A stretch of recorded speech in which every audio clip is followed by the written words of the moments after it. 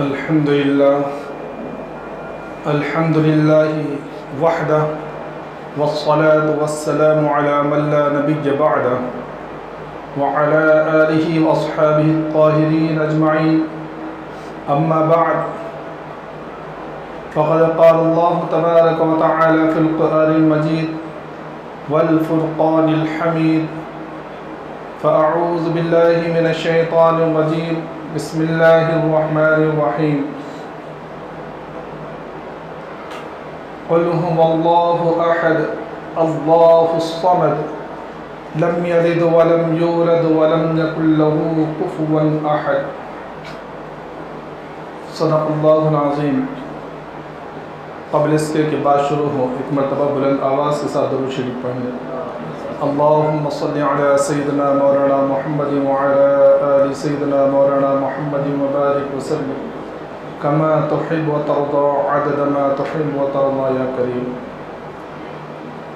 میرے محترم بزرگوں، دوستوں اور عزیز ساتھیوں، دین کے 3 درجے ہیں جن پر عمل کر کے، جن کو اختیار کر کے بندہ اللہ کا قرب حاصل کر سکتا ہے.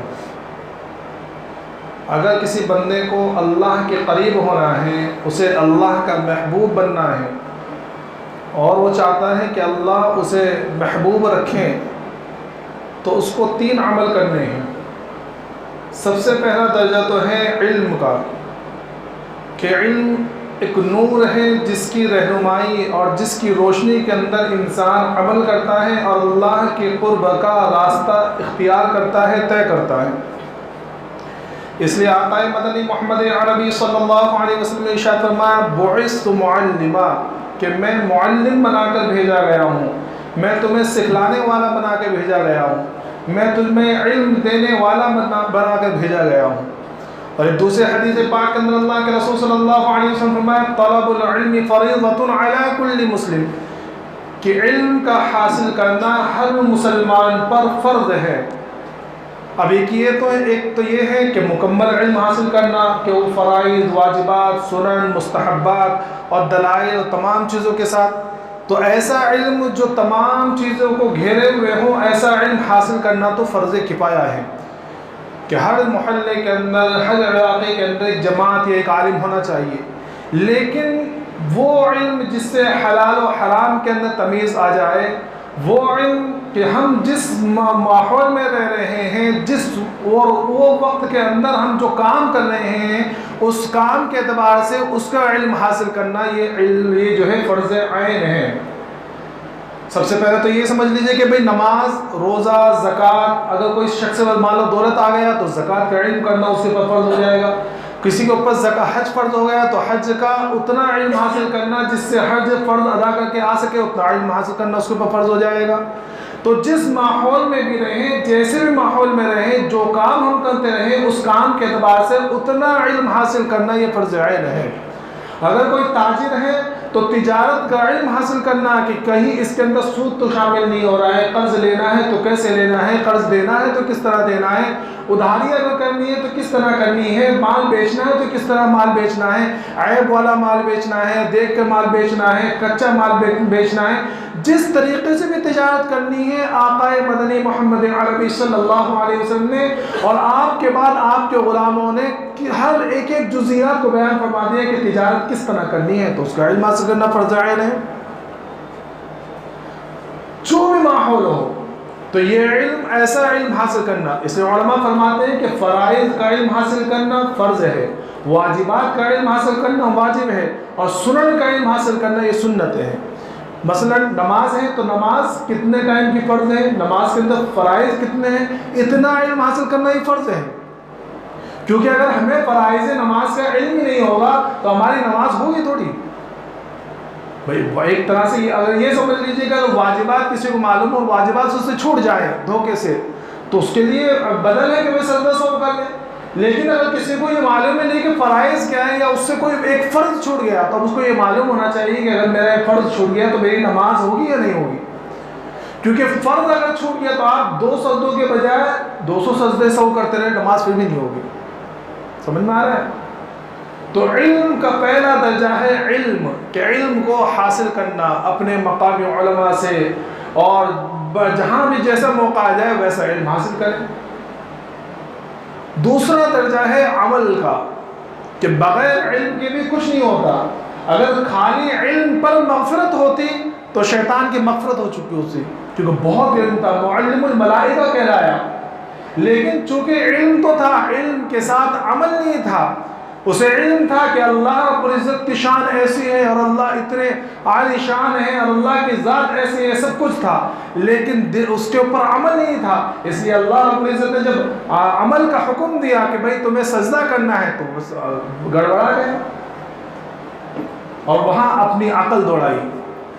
اور اصل تو یہ میرے محترم دوستو، شریعت میں عقل کا دخل نہیں ہے۔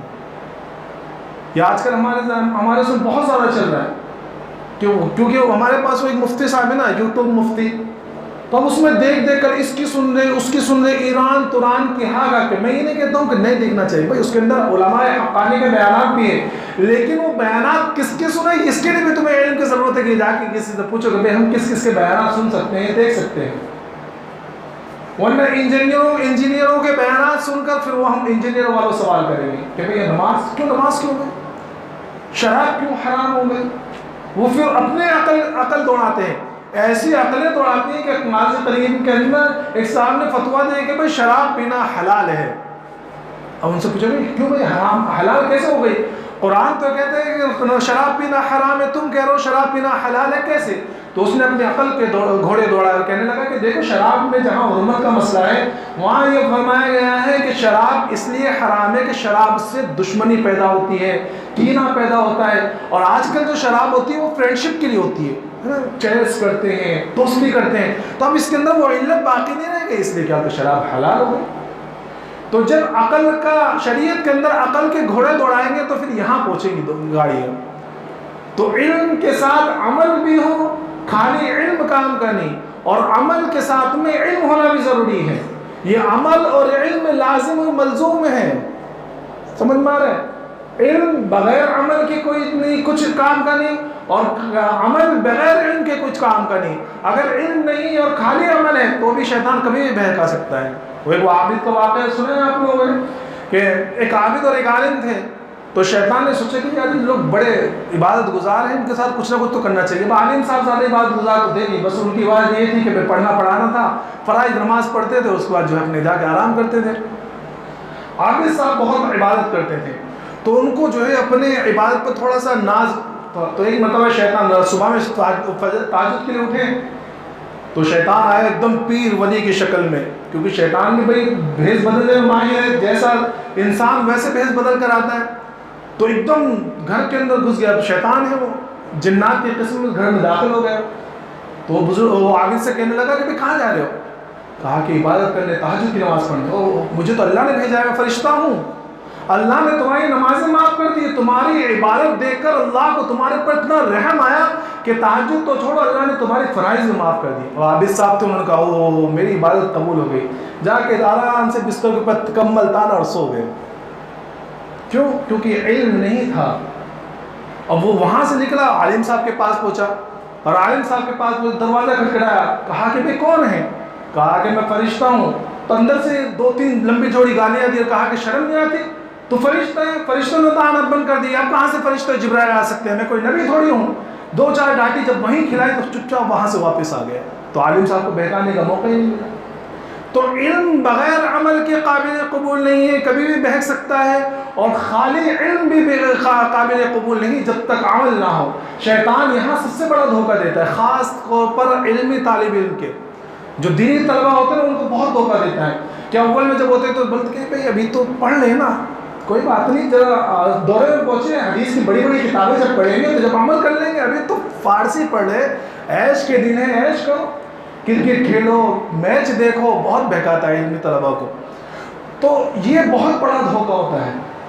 تو یہاں ہونا یہ چاہیے تھا کہ جیسے علم ویسے عمل، جہاں ایک بات سیکھی فوراً عمل کرنا شروع کر دو تو تمہارا علم بھی بچے گا اور عمل پہ بھی کھڑے ہو جاؤ گے۔ صحابہ کرام کا معمول یہی تھا کہ جہاں کوئی بات سنی اللہ کے رسول صلی اللہ علیہ وسلم کی زبان مبارک سے فوراً عمل شروع کر دیا۔ حضرت ابوبکر صدیق رضی اللہ تعالیٰ عنہ فرماتے ہیں کہ میں نے 2 سال کے اندر سورہ بقرہ سیکھی. کتنے سال کے اندر؟ 2 سال کے اندر سورہ بقرہ سیکھی ہے. لیکن یہاں سورہ بقرہ ختم ہوئی اور وہاں میری زندگی کے اندر سورہ بقرہ ختم ہو گئی کہ پوری سورہ بقرہ کے اوپر عمل شروع ہو گیا. تو اس لیے 2 سال لگے. تو جہاں علم، جیسے علم سیکھے فوراً عمل کرنا شروع کر دو. تو عمل بغیر علم کے نہیں اور علم بغیر عمل کے نہیں. تو دوسرا درجہ ہے عمل کرنے کا، اور تیسرا درجہ جو ہے یہ بڑا سخت ہے اور اس میں بہت سارے لوگ مار کھاتے ہیں، وہ ہیں اخلاص کا، کہ علم بھی ہے عمل بھی ہے، اور اگر اخلاص نہیں ہے تو چاہے کتنی لمبی نمازیں ہو، کتنا بڑا عالم ہو، مفتی ہو، اگر اخلاص نہیں ہے تو فرمایا کہ وہ قابل قبول نہیں ہے. اس کا ہر ایسا عمل ردی میں ڈال دیا جائے گا اور ہر ایسا عمل اس کے منہ میں مار دیا جائے گا اور اللہ کے ہاں قبول نہیں ہوگا.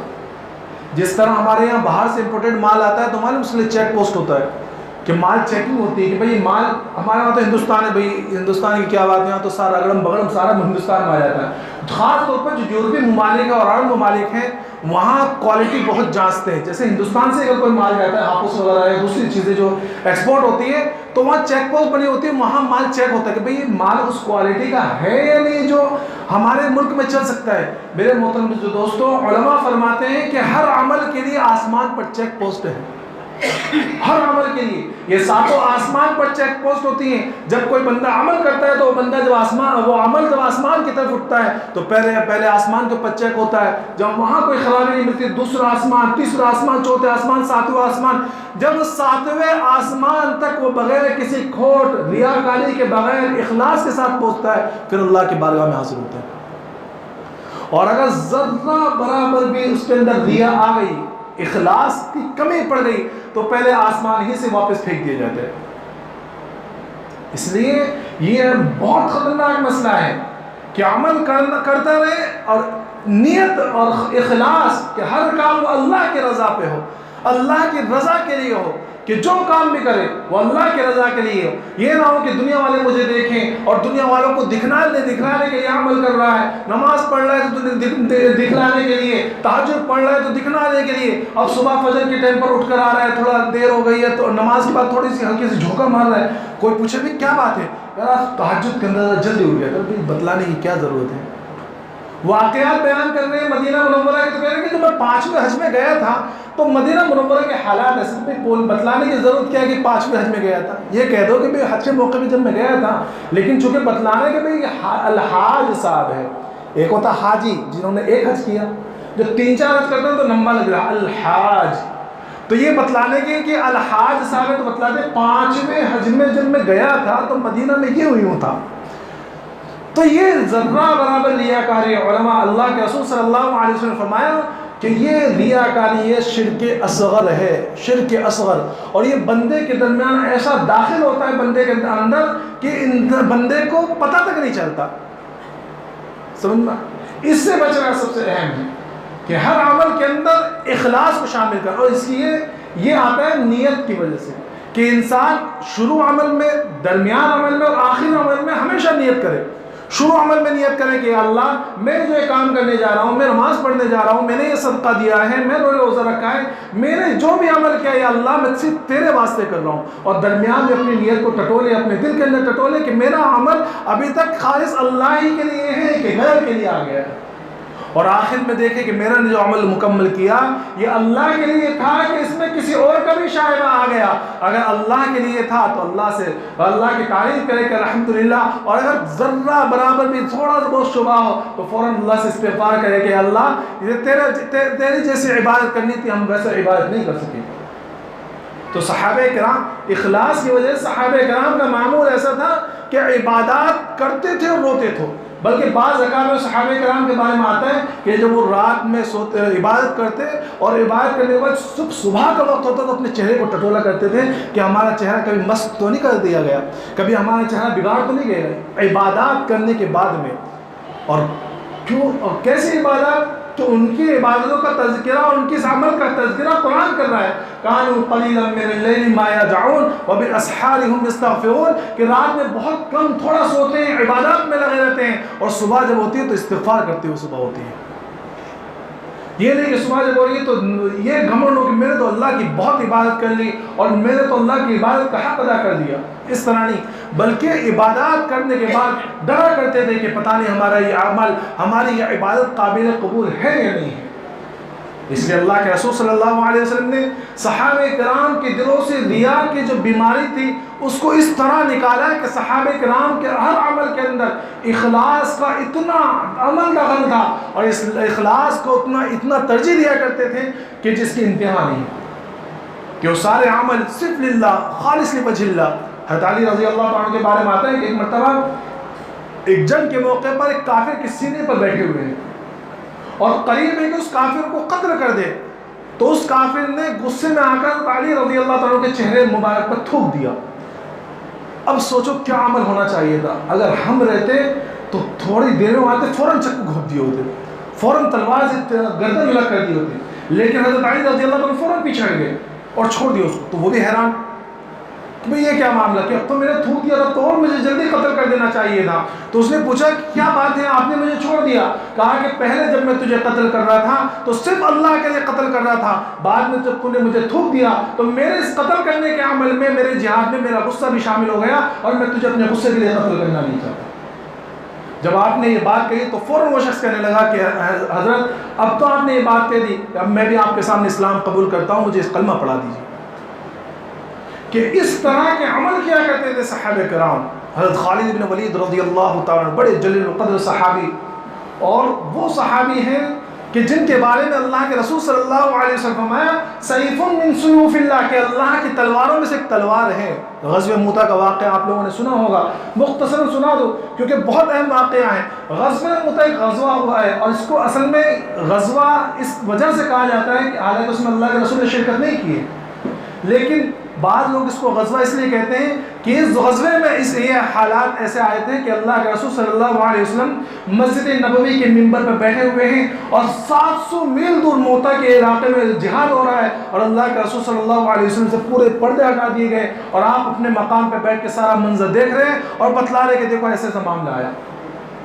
تو جب اس غزوے کے جنگ کے لیے روانگی ہونے لگی تو اللہ کے رسول صلی اللہ علیہ وسلم نے سب سے پہلے زید بن حارثہ کو سردار بنایا، سپہ سالار، کہ دیکھو زید بن حارثہ اس کے لشکر کے جو اس لشکر کے سپہ سالار ہوں گے، وہ اگر شہید ہو گئے تو جعفر ابن ابی طالب، اور اگر وہ بھی شہید ہو گئے تو حضرت عبداللہ ابن رواحہ رضی اللہ تعالیٰ عنہ، اور اگر وہ بھی شہید ہو جائے تو مسلمان جس کو چاہے اپنا کمانڈر بنا لے۔ ایک یہودی کھڑا ہوا تھا، وہ کہنے لگا کہ یہ تینوں شہید ہونے والے ہیں، کیونکہ انبیاء کرام کے باتوں، اس قسم کے باتوں کا مطلب یہی ہوتا ہے کہ اب یہ تینوں شہید ہونے والے ہیں۔ جب وہاں پہنچے تو وہاں عجیب معاملہ کہ یہاں اللہ کے رسول صلی اللہ علیہ وسلم نے صرف ایک حاکم غسان کو، جس کا نام شرجل تھا، اس کو دھمکانے کے لیے، اس کے ساتھ لڑنے کے لیے 3000 کا لشکر بھیجا تھا۔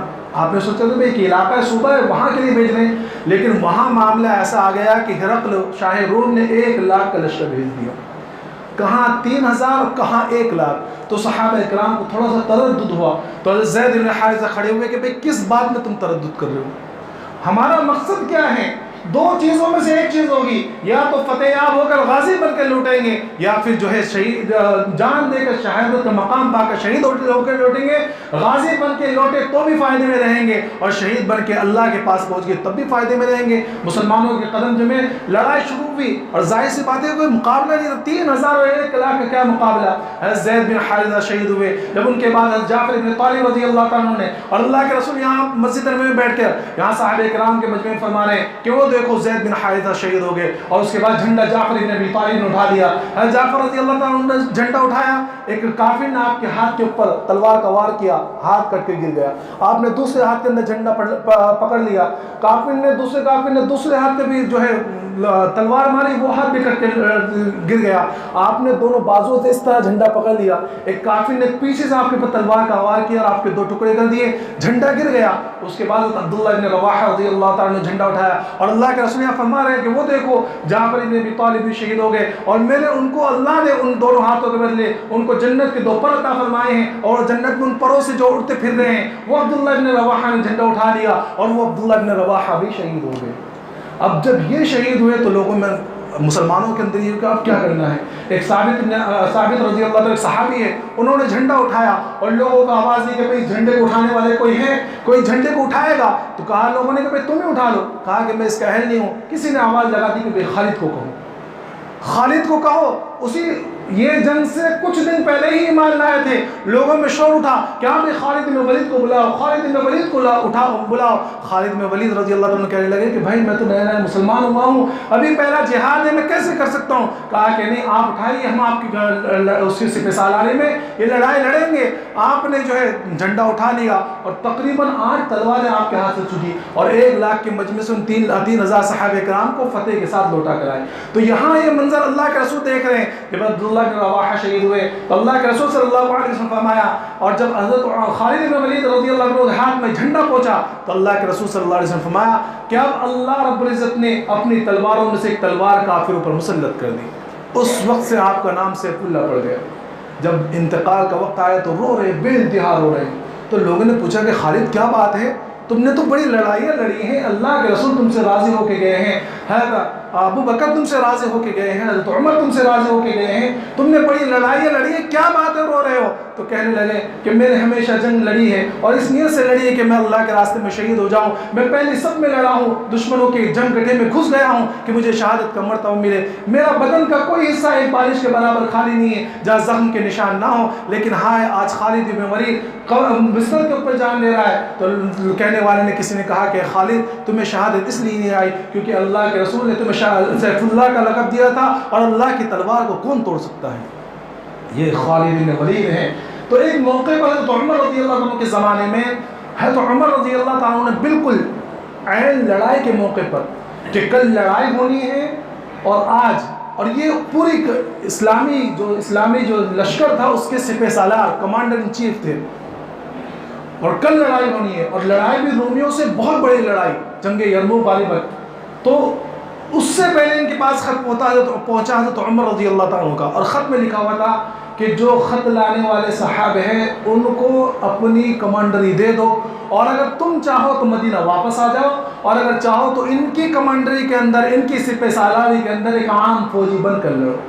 اب سوچئے کہ ایک وقت وہ شخص کمانڈر ان چیف, اور اسی وقت میں اس کو معزول کیا جا رہا ہے, اور اس کے ساتھ میں پورا اسلامی لشکر کھڑا ہوا ہے, اور اس کے بعد جو اس کو عام فوجی کی طرح لڑنا ہے. تو ہم جیسے ہوتے تو کیا کرتے, کتنا رونا روتے اور کیا کیا بول نہ دیتے.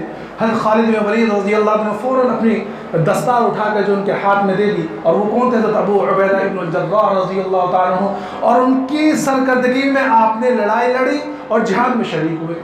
کسی نے بعد میں پوچھا کہ خالد تمہارے ساتھ یہ معاملہ ہوا اور تم ابھی بھی لڑ رہے ہو؟ تو انہوں نے بڑا پیارا جملہ کہا اور کہنے لگے کہ خالد پہلے بھی اللہ کے لیے لڑ رہا تھا اور آج بھی اللہ کے لیے لڑ رہا ہے. نہ پہلے میں اپنے لیے لڑ رہا تھا, نہ اپنی ذات کے لیے, نہ خلیفہ کے لیے, نہ اب میں کسی کے لیے لڑ رہا ہوں. تو یہ اخلاص کی بات ہوتی ہے کہ تو صحابہ کرام کے دلوں کے اندر اللہ کے رسول صلی اللہ علیہ وسلم نے ریا سے نفرت, ریاکاری سے بغض اور ریاکاری کی اتنی دشمنی بٹھا دی تھی, اور اخلاص کی برکات, اخلاص کا اپنا ہر عمل اللہ کے رضا کے واسطے کرنا, یہ ایسا سکھلا دیا تھا کہ صحابہ کرام ہر عمل کے اندر یہ دیکھا کرتے تھے کہ میرا یہ عمل اللہ کے لیے ہے, کسی اور کے لیے ہے.